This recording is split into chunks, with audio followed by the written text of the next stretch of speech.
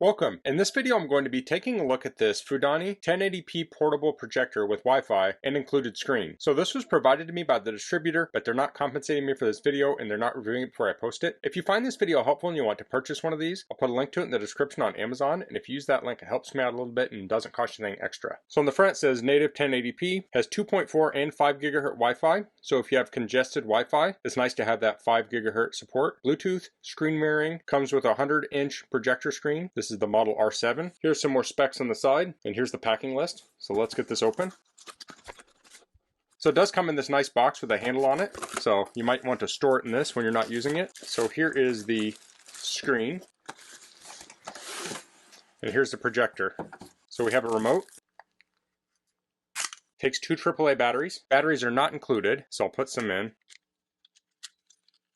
We have an HDMI cable, an AV cable, we have a leveling foot, power cord, here's the projector, and we'll take a closer look at that. We have cleaning swabs and a user manual. So we'll take a quick look at this. You'll want to read through this before you use it, but here we have the buttons. Here are the ports. We have HDMI, USB 2, USB 1, AV, audio out, speaker, AC. On the bottom we have the kickstand, mounting screw hole, and dust cap. And we have the remote, has similar buttons to the top of the projector. It talks about how to use it. You plug it in, take the lens cover off, connect your devices. Talks about the different features. You can connect a Bluetooth speaker. This will do screen mirroring with iOS and Android. You can connect an Apple device with a lightning cable, and here are the specs. You can read through those. So you can plug a USB drive in here and it will read the video formats, and this lists the formats off it will read. You can also input with HDMI, wireless streaming, the AV cord, that's good for legacy equipment like VCRs and gaming systems. And here's a little chart on the screen size versus the distance from the screen. And here's some troubleshooting. So let's take a look at the projector here. So it comes with a lens cover. It's kind of a rubber cover here. There is a little ear here with a hole in it, so you could get one of those lens cap covers that self-adheres to the projector if you want. You find them for cameras and such. And here we have keystone and focus. Here's infrared on the front. Looks like we have a vent on the side. Speaker here. Here we have our HDMI and USB ports, our AV in and headphone out. There's another vent and power. On the top we have the buttons, and on the bottom we have the leveling foot and we have the tripod mount. So some projectors will have the leveling foot do double duty as a tripod mount. This has actually separate ones here, which is nice because you really kind of want the leveling foot at the front and the tripod mount in the middle. Then it has these rubber feet. It looks like it has a vent too. So this is a nice compact size. I like that. So I'm going to get this set up and then we'll take a look at it and go through its features. So a nice thing about this is it does come with a screen, and it comes with some clips to hang the screen. And this is actually the same as the screen I normally use, so I'm not going to swap it out right now, but I just wanted to let you know that it is the same screen. It's the same material, construction, everything. Okay, so I have the projector set up on a tripod. I'll turn it on.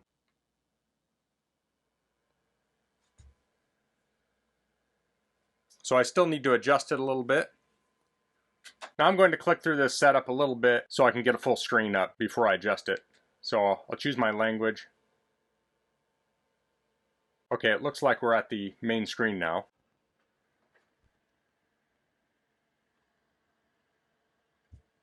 Okay, so I think that's pretty good. So when you set these up, you typically want the middle of your projector at the same height as the middle of your projector screen. Now, if you can't, you can always use the adjustments on it, like the keystone adjustment, and tilt it until the angle is correct. Then once you get keystone done, you can focus it with the focus ring. Now a lot of times when I record projector screens, I don't feel like it shows the sharpness as well on my recording as it does in person. Right now the sharpest part of the screen is probably where it says screen mirroring, and it looks pretty good at the text around there. Might be slightly blurry when you get up to home. Oftentimes on projectors like this it will not be absolutely uniform sharpness, but I would say it's definitely sharp enough for the task at hand, and this looks very nice. So now I want to get it set up. I'll go into setting here.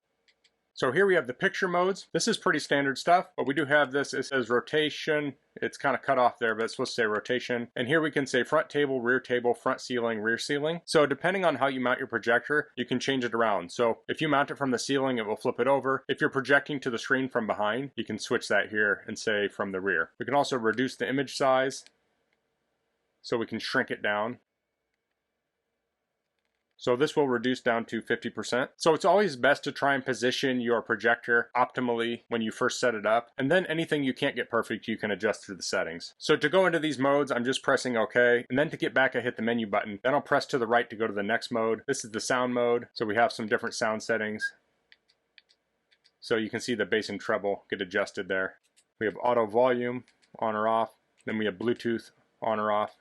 We have a sleep timer, and then we have some general settings there. So you'll notice this does not have Wi-Fi settings in here, and that's because typically that will be under the screen mirroring section, which we'll get to in a minute. So next, let's go to Bluetooth, and here we can set up Bluetooth. So it will search for your devices. So if you have a Bluetooth speaker or something, you can set that up here. Then we have HDMI. This activates the HDMI input. So if you have a laptop plugged in, you would see it here. So if you really want to supercharge your projector, you can plug in a media stick like a Fire TV stick or a Roku, and then you can have all the features that the media stick has. You can have Netflix, Amazon, Hulu, Disney, or you can plug in a laptop so you can share a presentation, spreadsheet, something like that. Next we have screen mirroring. So it says no network connection. It says Android screen, iOS screen, or setting. So we'll go down here to setting. We'll click on Wi-Fi. It will search for Wi-Fi access points in the area. So we'll choose one. I'm going to choose a 5 gigahertz Wi-Fi access point. Okay, so I entered in my Wi-Fi password and now it's connecting.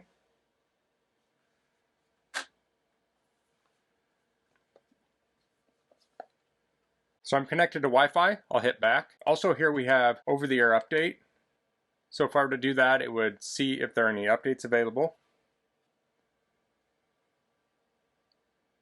It said no update found. Then we have mirror setting. It says AirPlay mode is screen mirroring or AirPlay. So I'm going to just set it up for screen mirroring. I'll go to iOS screen. I'll tap on that. So I'm going to go into my device. I'm using an iPad. I'll go into the control center. I'll tap on it and I'll choose the R7 device. And it should pop up on the screen here now. So this is what I'm actually seeing on my iPad and that's what I selected. So if you're curious where that's at, if I swipe down from my upper right here, it's the one that is white next to the lock. So here I have YouTube. I can play a video.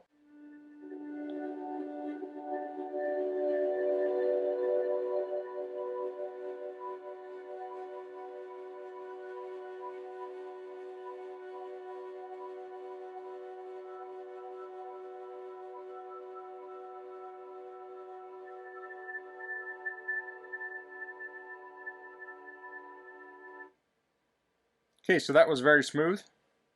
Now it didn't fill out the whole screen, but that is because the iPad is at a different aspect ratio than the projector. If you're casting a phone, that will typically work a little bit better, I think. Now you can view YouTube on here. You can't view certain apps like Netflix, I think like Hulu, Disney Plus. Those use copy protection that is not compatible with this screen mirroring. So that's something to keep in mind. You could also share pictures on here, slideshow, presentation, spreadsheets, things like that. So I'll go to my control center. I'll turn that off. I'll go back to the main screen.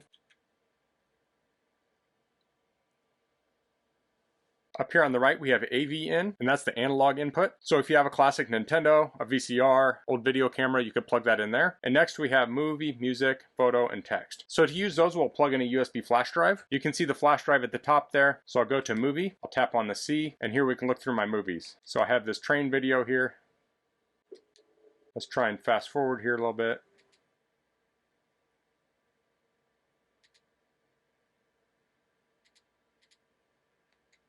Okay, went too far.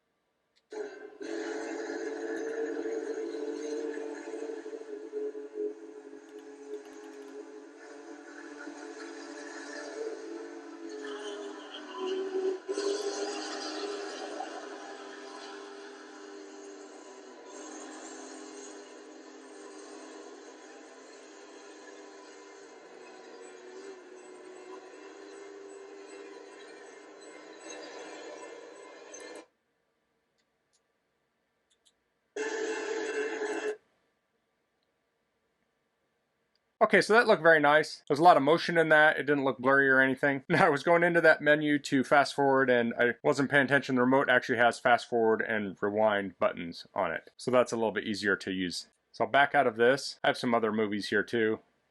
Short little clips. You can kind of see the color on it. So if I go back here, we can go to photo.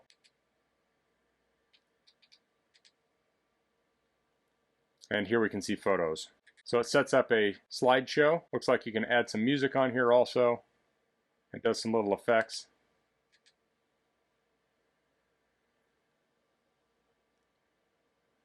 Now that transition was not super smooth. I'm not picky though, that wouldn't bother me.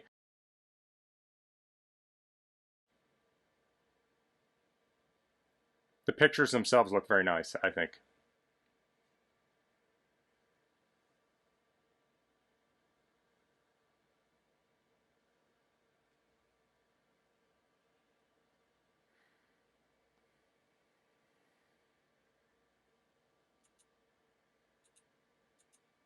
So we also have music and text. So if you have MP3s on here, you can play them, and then you can also view text files. So you could do sort of a basic presentation with that text file. I don't know if that's the best way to use this. I think most people would probably share their phone screen or something if they wanted to share a presentation. But the option's there if you need it. Same thing with the photos. If you want some different transitions or fancier transitions or whatever, you can always connect up another device and share a slideshow on it. Or you can actually make a movie slideshow and play the movie file. But I do like that it has the photo capability here. So you can take a flash drive, load it up with a bunch of photos, stick it in here, hit photo, and have a slideshow up, and you're good to go. You don't have to spend a lot of time preparing or doing anything. It's built right in. So that's nice for setting up at a graduation party, anniversary party, wedding, something like that when you want to share photos. You can throw this in a corner, point it at a screen, throw some photos on there, and then people can see the photos without having to gather around small photo boards and stuff. So to turn this off, I'll just press the power button. I'll press it again, and it shuts off. So that shuts off very quickly. So that's the FUDONI 1080p portable projector with Wi-Fi and included screen. So when I was doing that demonstration, I actually had it plugged into a portable power bank here, and this was drawing right around 63 watts. So that's very efficient. Now I will say, if it was drawing more watts, it would potentially be a brighter projector. So there's always a trade-off, but this is around a 300 watt hour power bank, and this could run for many hours on this. And brighter is not always better. It depends on a person's needs. I will say this was plenty bright for me in my mostly dark basement. There was a little bit of light coming in from the sides, but when you're looking at budget projectors like this, these aren't really meant to be used in full daylight or anything. You really want to have a dark room. But I do like the simplicity of this projector. It was very easy to set up, very easy to operate. I got this connected to Wi-Fi and it paired up with my iPad very quickly. It's nice having that 5 gigahertz Wi-Fi because I have so many devices on my 2.4 gigahertz and that can slow things down, and the 5 doesn't have as much stuff on it. And as I mentioned before, if you really want to supercharge this thing, you can throw your media stick in the back there, and then you can have all the latest media capabilities. So that's all I'm going to cover in this video. If you have any questions, please leave them in the comments. If you like this video, please click like. If you haven't subscribed to my channel, I'd appreciate if you could do that. And thanks for watching. Until next time, goodbye.